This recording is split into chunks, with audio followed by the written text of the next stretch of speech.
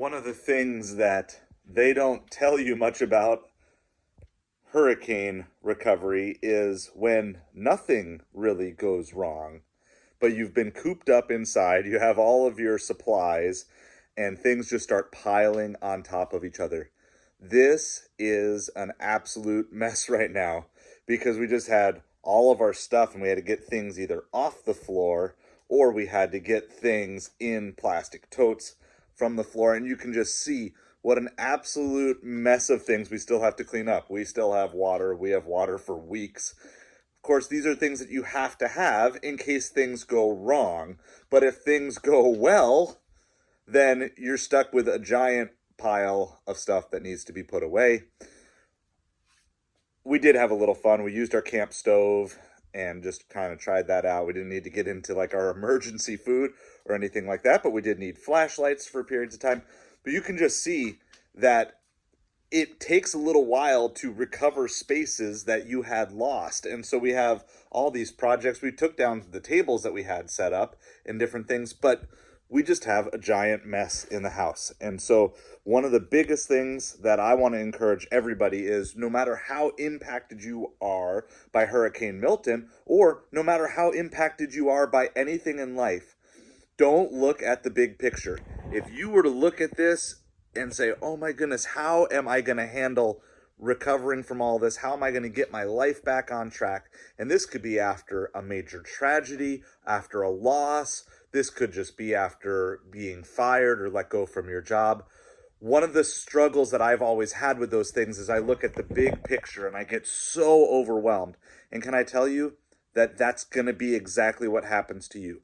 But instead, start breaking it down. So one of the things I'm going to work on today is starting to say, okay, which of these things have homes that I can just put away? And instead of looking at this entire project as something huge I need to take on, break it into steps and say, okay, I can do this, I can do this, I can do this. Because we do have kids back in school. We do have the eBay store up and running again. I've got stuff I need to ship that I can't even get to because it's buried over in the corner over there. And so part of this whole thing is for my life to get optimally functioning again, I need to find homes. But if I do what I will tend to do, and maybe what you will tend to do, you're just going to stare at this and you're going to walk around it and you're going to avoid it and you're going to not do the things that you know that you need to be doing because you're so overwhelmed by the big picture. But what if instead we do something simple and say, okay, well, we know where we normally keep our water. We're going to grab a couple of water gallons and we're going to move it over to the kitchen. So that way, add it onto the water pile, knock a few things over, of course, as we go, and we have that. And so now, all of a sudden, this big project is like, okay, there's a little bit of space on the table. And I see, well, I moved 2 gallons of water. I'm going to move 2 gallons more. And I'm going to do that. And maybe this is all I'll be able to mentally handle for this for a while. Maybe that's all you can handle for a short period of time without dropping any water on the floor here. Right? But now my water is at least living where my water is supposed to live. And now the next time I come out here and I look at this table, it's still full, but it's not quite as full. And then I can start to say, okay, well, what's the next thing?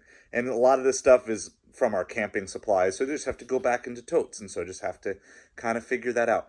But so many people get overwhelmed and get stuck because they don't know where to begin.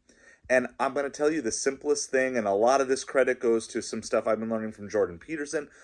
Just find something that you can do, that you will do, and do it. And no matter how big that seems, just break it into a small chunk, because you can say, well, there's no way I could do all this. But what if you could just put those 4 gallons of water away? And then what if I could find the homes for these 3 flashlights and put them away? Instead of looking at the big project, instead of looking at whatever mountain or task you're facing in front of you, instead start saying, okay, what's a small thing that I can take on today, and start doing this. And I hope that the next time I come to you with some updates, it'll be because we got some stuff done. Not because I blasted through all this and I'm the most amazing, efficient person out there, but instead because of the fact that I'm taking small steps that I can repeat and build those muscles until we get our space claimed back for what we want it to be. And I want to challenge you the same exact way. What's one small thing that you can do today, that you will do today, that will help you push forward in the direction of life that it's bringing you?